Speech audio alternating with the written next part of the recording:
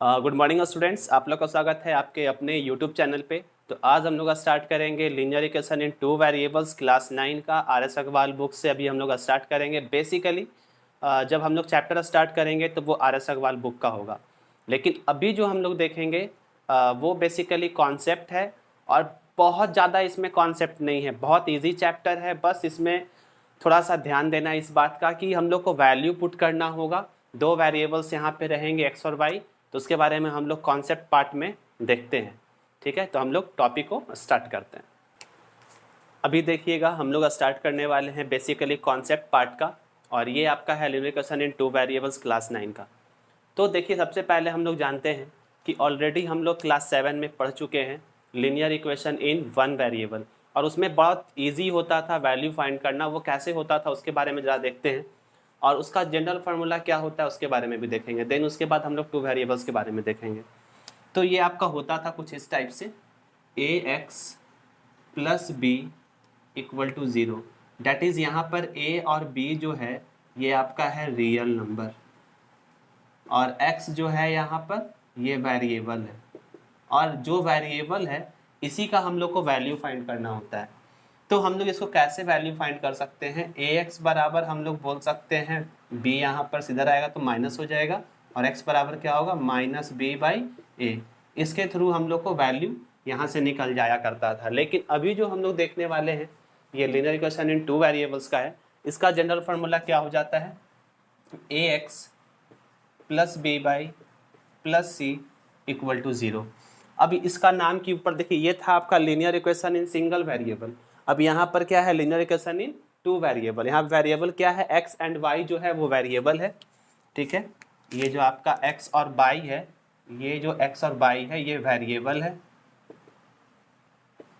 और यहाँ से ए बी सी ये जो है आपका रियल नंबर है। ठीक है, अब यहाँ पर से इस तरीके से हम सॉल्व नहीं कर सकते हैं, क्योंकि यहाँ पर दो वेरिएबल है, एक इक्वेशन है, तो इसका फॉर्मूला हम लोग ऐसे नहीं कर सकते हैं। ये तभी सॉल्व हो सकता है जब हमारे पास दो इक्वेशंस दिया हुआ हो। लेकिन अभी जो हम लोग देखेंगे एक ही इक्वेशंस में हम लोग वैल्यू भी फाइंड करेंगे, तो वहाँ पर एजम्पशन मेथड है कि हम लोग को x को y के टर्म में बांट लें, या तो y को x के टर्म में हम लोग तोड़ लें। देन उसके बाद हम वहाँ पर से x का वैल्यू कुछ मानेंगे तो y का वैल्यू कुछ निकलेगा। इसका मतलब ये है कि जो linear equation in two variables है, इसमें जो सॉल्यूशन है वो इनफाइनाइट सॉल्यूशन हो सकता है। मतलब linear equation in two variables का कोई एक डेफिनेट सॉल्यूशन नहीं है, वहाँ पे इनफाइनाइट सॉल्यूशन है। लेकिन जो सिंगल वेरिएबल जो आपका था उसमें क्या था? डेफिनेट सॉल्यूशन था, एक ही सॉल्यूशन निकलेगा, बस यही आएगा। लेकिन यहाँ पर x का वैल्यू कुछ हो सकता है, y का वैल्यू भी कुछ हो सकता है। मतलब x का वैल्यू चेंज करेंगे तो y का वैल्यू भी चेंज हो जाएगा। इसका मतलब यहाँ पे क्या है? बहुत सारे सॉल्यूशन मिलेंगे। तो एक टर्म्स को याद रख लीजिएगा, linear equation in two variables में इनफाइनाइट सॉल्यूशन हो सकते हैं। ठीक है, तो बेसिकली जो कॉन्सेप्ट है इसमें कोई खास है नहीं, बहुत सिंपल सा कॉन्सेप्ट इसके पीछे छुपा हुआ है। तो बस यहाँ पर A X plus B Y plus C equal to zero, जहाँ पर ए बी सी जो है वो रियल नंबर है, X and Y is variable. Then इसके बाद हम लोग देखते हैं कि कुछ क्वेश्चंस आते हैं, और हाँ इसमें कुछ कॉफिशिएंट के बारे में भी देख लेते हैं। कॉफिशिएंट भी हम लोग पहले भी पढ़ चुके हैं, फिर से हम इसको अभी रिपीट कर रहे हैं। अब यहाँ पर पूछेगा कॉफिशिएंट ऑफ एक्स, एक्स का कॉफिशिएंट क्या है? तो एक्स का कॉफिशिएंट ये ए हो जाएगा। ठीक है, ये जो आपका x का कॉफिशिएंट है ये क्या हो जाएगा? a हो जाएगा। y का कॉफिशिएंट क्या हो जाएगा? b हो जाएगा। और यहाँ पर कुछ नहीं है, कोई भी वेरिएबल नहीं है, c अपने आप में ही एक कांस्टेंट है। तो मतलब यहाँ पर से अगर हमसे हमसे अगर पूछेगा a b c का वैल्यू बताओ, तो हम लोग जो इक्वेशन दिया रहेगा उससे हम लोग वैल्यू बता सकते हैं। तो यहाँ पर कुछ क्वेश्चन अभी हम देख रहे हैं। 2x प्लस 3y माइनस 12, ठीक है, और इक्वल टू ज़ीरो। इसमें क्वेश्चन ये बोला है, इसमें ए बी सी का वैल्यू बताइए। तो ए बी सी का वैल्यू क्या होगा? एक्स का कॉफिशिएंट को ए बोलते हैं तो ए बराबर 2 हो गया, बाई का कॉफिशिएंट को बी बोलते हैं तो बी बराबर 3 हो गया, और सी जो है यहाँ पर एक कांस्टेंट के रूप में है। ध्यान दीजिएगा, जो कॉफिशिएंट होगा वो प्लस माइनस के साथ में आता है, तो ये आपका -12 है। तो ये इसका आंसर हो गया। तो ये था एक तरीका क्वेश्चन बनाने का, जिसमें अगर आपसे ABC का वैल्यू पूछता है तो हम लोग इस मेथड का यूज़ कर सकते हैं, डायरेक्ट मेथड है ये। अब आता है कि इससे रिलेटेड क्वेश्चन आएंगे और वहाँ पे बोलेंगे आप हमें 5 सॉल्यूशंस इसका बताएं, या 2 सॉल्यूशन बताएं, या 4 सॉल्यूशन बताएं। तो उससे भी रिलेटेड हम एक क्वेश्चन करते हैं, उसके बाद डायरेक्टली हम लोग चैप्टर पे आ जाएंगे। इसके पीछे कोई खास कॉन्सेप्ट था नहीं, बस यहाँ पर हम लोग को या तो कॉफिशिएंट के बारे में पूछेगा, या तो 5 इसका सोल्यूशन बताएं, या 6 बताएं, या 2 सोल्यूशन बताएं, ऐसा क्वेश्चन होगा। तभी एक क्वेश्चन हम लोग वो भी देख लेते हैं, उसके बाद हम आपको जो नेक्स्ट पार्ट होगा अपने वीडियो का, उसमें चैप्टर पे आ जाएंगे। RS अग्रवाल का चैप्टर जो है वह स्टार्ट कर देंगे। अब देखिएगा यहाँ पे एक क्वेश्चन दिया हुआ है, find 6 solutions of the equation x + 2y = 6। यहाँ पे 6 सॉल्यूशन निकालना है। देखिए इसको किस तरीके से हम लोग सॉल्व करते हैं, कैसे हम लोग वैल्यू लेते हैं। सबसे पहले हम लोग यहाँ पर इक्वेशन को लिखेंगे x + 2y = 6। अब यहाँ पे हम लोग को एक काम करना है, या तो x को y के टर्म में कर ले, या तो y को x के टर्म में कर ले। तो यहाँ पर इजी होगा x को y के टर्म में करना। ये 2y को इस तरफ करेंगे तो 6 - 2y। अब ये चीज़ जो मिल गया इसको हम लोग को रेफरेंस लेना है। अब ये सॉल्यूशन कैसे होगा, यहाँ पर एक हम लोग ब्रैकेट बनाएंगे, जिसको क्या करेंगे, यहाँ पर जो होगा x y का वैल्यू लिखाएगा, और कितना बोल रहा है 5 6 बोल रहा है, तो 6 पार्ट में इसको बांट लेंगे, 1 2 3 4 5 6 पार्ट हो गया। अब यहाँ पर देखिए सॉल्यूशन कैसे होगा। हम लोग यहाँ पर बोलते हैं कि अगर y = 1 है, ये हम लोग एज्यूम कर रहे हैं, ठीक है, एजम्पशन ले रहे हैं।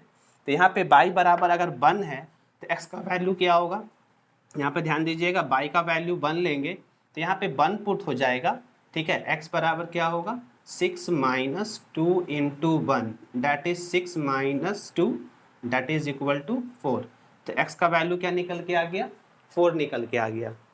सेम इसी टाइप से अगर हम y का वैल्यू 2 लेते हैं तो 2 × 2 = 4 हो जाएगा, 6 में से 4 जाएगा तो आपका वैल्यू 2 निकलेगा।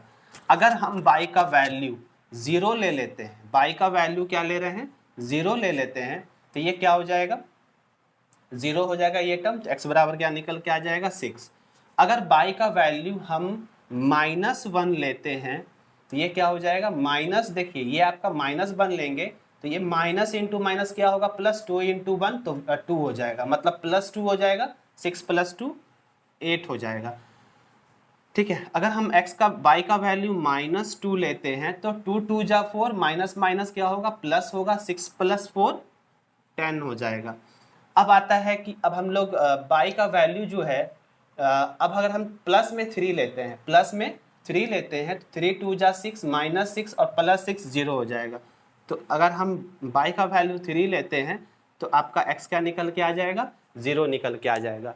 तो इस टाइप का सॉल्यूशंस यहाँ पे होता है, क्योंकि देखिए यहाँ पर हमारे पास एक इक्वेशन दिया हुआ है। अगर यही 2 इक्वेशन दिया होता तो उसके लिए हम लोग के पास मेथड है, या तो सब्स्टिट्यूशन मेथड का यूज़ करते, या तो एलिमिनेशन मेथड का यूज़ करते, जो आपको क्लास 10 में, यही चैप्टर क्लास 10 में है, वहाँ पे ये दोनों मेथड्स के बारे में बात किया गया है। वहाँ पे 2 इक्वेशन देता है तो उसके अकॉर्डिंग एलिमिनेशन या तो सब्स्टिट्यूशन मेथड का यूज़ कर लेते हैं। लेकिन यहाँ पर एक ही इक्वेशन है तो हम लोग को क्या करना पड़ेगा, किसी एक वेरिएबल को दूसरे वेरिएबल के टर्म में तोड़ना होगा, देन उसके बाद एक वेरिएबल का वैल्यू मानेंगे तो दूसरा वेरिएबल का आपका वैल्यू निकल जाएगा। तो ऐसे करके हम लोग के पास बहुत सारे सॉल्यूशन हो सकते हैं। y का वैल्यू अगर हम 4 ले लेते हैं तो वो भी कुछ निकलेगा, 4 लेंगे तो क्या होगा, 4 × 2 = 8, -8 में से 6 जाएगा तो -2। तो अगर हम y का वैल्यू 4 लेते हैं तो x का वैल्यू आपका निकल के आता है -2। तो यहाँ पे इनफाइनाइट सॉल्यूशंस हैं। फिर भी तो ये था हम लोग का बेसिक पार्ट, जिसमें सिर्फ हम लोग थोड़ा सा कॉन्सेप्ट के बारे में देखें और साथ में सॉल्यूशन देखे हैं कि चैप्टर में हम लोग कैसे इसका यूटिलाइज करेंगे। और कुछ क्वेश्चंस ऐसे भी होते हैं जिसमें आपका x y का वैल्यू दिया हुआ है, बोलता है क्या ये वैल्यू इस इक्वेशन का सॉल्यूशन है कि नहीं। तो वो क्वेश्चन में भी बहुत सिंपल सा चीज़ है, जो x y का वैल्यू दिया हुआ है यहाँ पे पुट करेंगे, ठीक है। अगर लेफ्ट हैंड साइड और राइट हैंड साइड सॉल्व करने पे इक्वल हो गया, डैट इज ये जो गिवन वैल्यू था वो इसका सॉल्यूशन है। अगर इक्वल नहीं हुआ, given value is not solution of this equation, ऐसा करके कर सकते हैं। तो ये था कॉन्सेप्ट का पार्ट, तो इसको यहीं पे ख़त्म करते हैं, ताकि हम लोग चैप्टर का हर क्वेश्चंस को सॉल्व करेंगे। अगर आपको वीडियो अच्छा लगा तो वीडियो को लाइक कीजिए, अपने फ्रेंड्स में शेयर कीजिए और चैनल को सब्सक्राइब कर लीजिए, ताकि जो फ्यूचर में आने वाले वीडियो हैं वो आपके नोटिफिकेशन में आ जाए। Thank you for watching.